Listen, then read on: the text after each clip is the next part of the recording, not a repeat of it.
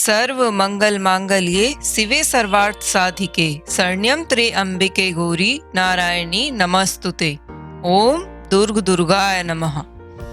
दुर्गा सप्तशी का आज 5वां दिन है और आज माँ कुष्मांडा की पूजा की जाती है। और आज आप सुनने वाले हैं 5वां अध्याय। इस अध्याय में हम देवताओं द्वारा देवों की स्तुति, चंड मुंड के मुख से अंबिका के रूप की प्रशंसा सुनकर शुंभ का उनके पास दूत भेजना और दूत का निराश लौटना आदि का वर्णन करेंगे। तो चलिए शुरू करते हैं। इस उत्तर चरित्र के रुद्र ऋषि हैं, महासरस्वती देवता हैं, अनुष्ठुप छंद हैं, भीमा शक्ति हैं, भ्रामरी बीज हैं, सूर्य तत्व है और सामवेद स्वरूप है। महासरस्वती की प्रसन्नता के लिए उत्तर चरित्र के पाठ में इसका विनियोग किया जाता है। जो अपने करम कमलों में घंटा, शूल, हल, शंख, मूसल, चक्र, धनुष और बाण धारण करती है, शरद ऋतु के शोभा संपन्न चंद्रमा के समान जिनकी मनोहर कांति है, जो तीनों लोकों की आधारभूता और शुंभ आदि दैत्यों का नाश करने वाली है, तथा गौरी के शरीर से जिनका प्रकाट्य हुआ है, उन महासरस्वती देवी का मैं निरंतर भजन करता हूँ। ऋषि कहते हैं, पूर्व काल में शुंभ और निशुंभ नामक असुरों ने अपने बल के घमंड में आकर सचिपति इंद्र के हाथ से तीनों लोकों का राज्य और यज्ञ भाग छीन लिए। वे ही दोनों सूर्य, चंद्रमा, कुबेर, यम और वरुण के अधिकार का भी उपयोग करने लगे। वायु और अग्नि का कार्य भी वे ही करने लगे। उन दोनों ने सब देवताओं को अपमानित, राष्ट्रभ्रष्ट, पराजित तथा अधिकारहीन करके स्वर्ग से निकाल दिया। उन दोनों महान असुरों ने, त्रिशकत देवताओं ने अपराजिता देवी का स्मरण किया और सोचा, जगदम्बा ने हम लोगों को वर दिया था कि आपत्ति काल में स्मरण करने पर मैं तुम्हारी सब आपत्तियों का तत्काल नाश कर दूंगी। यह विचार कर देवता गिरिराज हिमालय पर गए और वहां भगवती विष्णु माया की स्तुति करने लगे। देवता बोले, देवी को नमस्कार है, महादेवी शिवा को सर्वदा नमस्कार है, प्रकृति एवं भद्र को प्रणाम है। हम लोग नियम पूर्वक जगदम्बा को नमस्कार करते हैं, रुद्रा को नमस्कार है, नित्या गौरी और धात्री को बारंबार नमस्कार है, ज्योत्सनामयी, चंद्र रूपिणी एवं सुख स्वरूपा देवी को सतत प्रणाम है, शरणागतों का कल्याण करने वाली वृद्धि एवं सिद्धि देवी को हम बारंबार नमस्कार करते हैं, नेत्रयी राक्षसों की लक्ष्मी, राजाओं की लक्ष्मी तथा श्रवाणी शिव पत्नी स्वरूपा आप जगदम्बा को बार बार नमस्कार है। दुर्गा, दुर्गपारा, सारा, सर्वकारिणी, ख्याति, कृष्णा और ध्रुमरा देवी को सर्वदा नमस्कार है। अत्यंत सौम्य तथा अत्यंत रौद्र रूपा देवी को हम नमस्कार करते हैं, उन्हें हमारा बारंबार प्रणाम है। जगत की आधारभूता कृति देवी को बार बार नमस्कार है। जो देवी सब प्राणियों में विष्णु माया के नाम से कही जाती हैं, उनको नमस्कार, उनको नमस्कार, उनको बारंबार नमस्कार है। जो देवी सब प्राणियों में चेतना कहलाती है, उनको नमस्कार, उनको नमस्कार, उनको बारंबार नमस्कार है। जो देवी सब प्राणियों में बुद्धि रूप में स्थित है, उनको नमस्कार, उनको नमस्कार, उनको बारंबार नमस्कार है। जो देवी सब प्राणियों में निद्रा रूप में स्थित है, उनको नमस्कार, उनको बारंबार नमस्कार है। जो देवी सब प्राणियों में क्षुब्धा रूप में स्थित है, उनको नमस्कार, उनको बारंबार नमस्कार है। जो देवी सब प्राणियों में छाया रूप में स्थित है, उनको नमस्कार, उनको नमस्कार, उनको बारंबार नमस्कार है। जो देवी सब प्राणियों में शक्ति रूप में स्थित है, जो देवी सब प्राणियों में तृष्णा रूप में स्थित है, उनको नमस्कार, उनको नमस्कार, उनको बारंबार नमस्कार है। जो देवी सभी प्राणियों में शांति क्षमा रूप से स्थित है, उनको नमस्कार। जो देवी सब प्राणियों में जाति रूप में स्थित है, उनको नमस्कार। जो देवी सभी प्राणियों में लज्जा रूप में स्थित है, उनको नमस्कार, उनको बारंबार नमस्कार है। जो देवी सब प्राणियों में शांति रूप में स्थित है, उनको नमस्कार, उनको बारंबार नमस्कार है।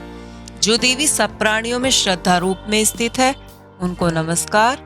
जो देवी सब प्राणियों में कांति रूप में स्थित है उनको नमस्कार।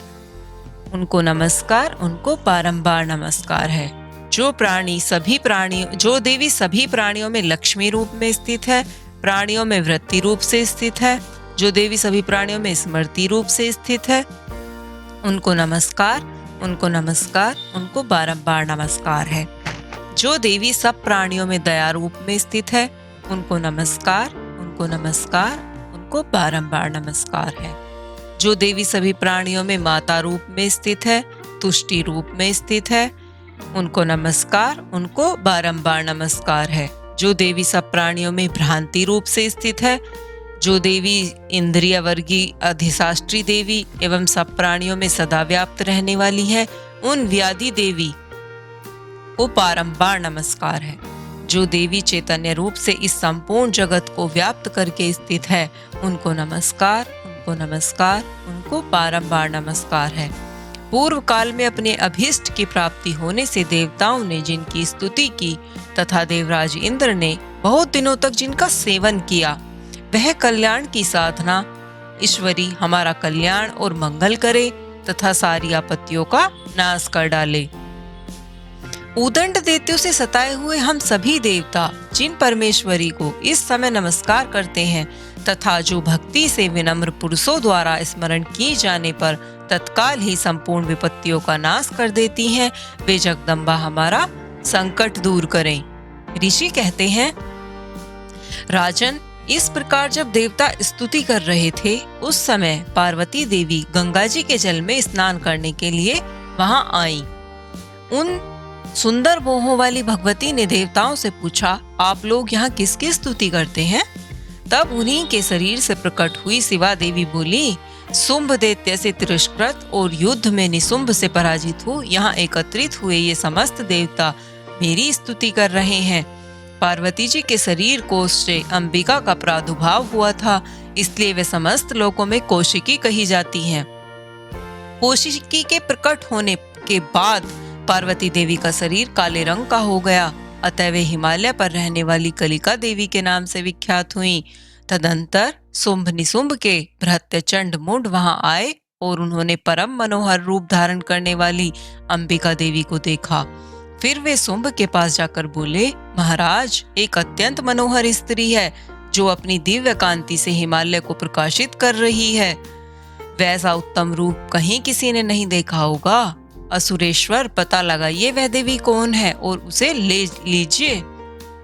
स्त्रियों में तो वह रत्न है, उसका प्रत्येक अंग बहुत ही सुंदर है तथा वह अपने श्री अंगों की प्रभा से संपूर्ण दिशाओं में प्रकाश फैला रही है। दैत्यराज, अभी वह हिमालय पर ही मौजूद है, आप उसे देख सकते हैं। प्रभु, तीनों लोकों में मणि, हाथी और घोड़े आदि जितने भी रत्न हैं, वे सब इस समय आपके घर में शोभा पाते हैं। हाथियों में रत्न भूत ऐरावत, यह पराजिता वृक्ष, यह उच्चेश्रवा घोड़ा, यह सब आपने इंद्र से ले लिया है। हंसों से जुता हुआ यह विमान भी आपके आंगन में शोभा पाता है। यह रत्नभूत अद्भुत विमान जो पहले ब्रह्मा जी के पास था, अब आपके यहाँ लाया गया है। यह महापद नामक निधि आपको पेड़ से छीन लाए हैं। समुद्र ने भी आपको किंजली कली नामक माला भेंट की है जो केसरों से सुशोभित है और जिसके कमल कभी कुम्हलाते नहीं है। स्वर्ण की वर्षा करने वाले वरुण का छत्र भी आपके घर में शोभा पाता है तथा यह श्रेष्ठ रथ जो पहले प्रजापति के अधिकार में था, अब आपके पास मौजूद है। दैत्येश्वर, मृत्यु की उत्कांति दाती नामक शक्ति भी आपने छीन ली है तथा वरुण का पास और समुद्र में होने वाले सब प्रकार के रत्न आपके भाई निशुंभ के अधिकार में है।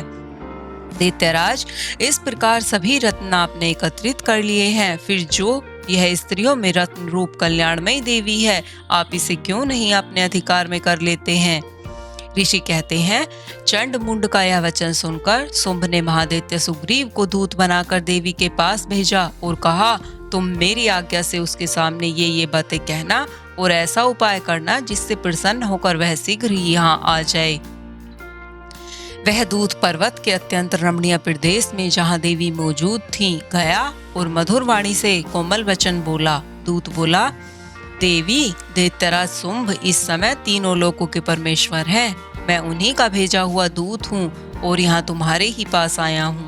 उनकी आज्ञा सदा सब देवता एक स्वर से मानते हैं, कोई उसका उल्लंघन नहीं कर सकता।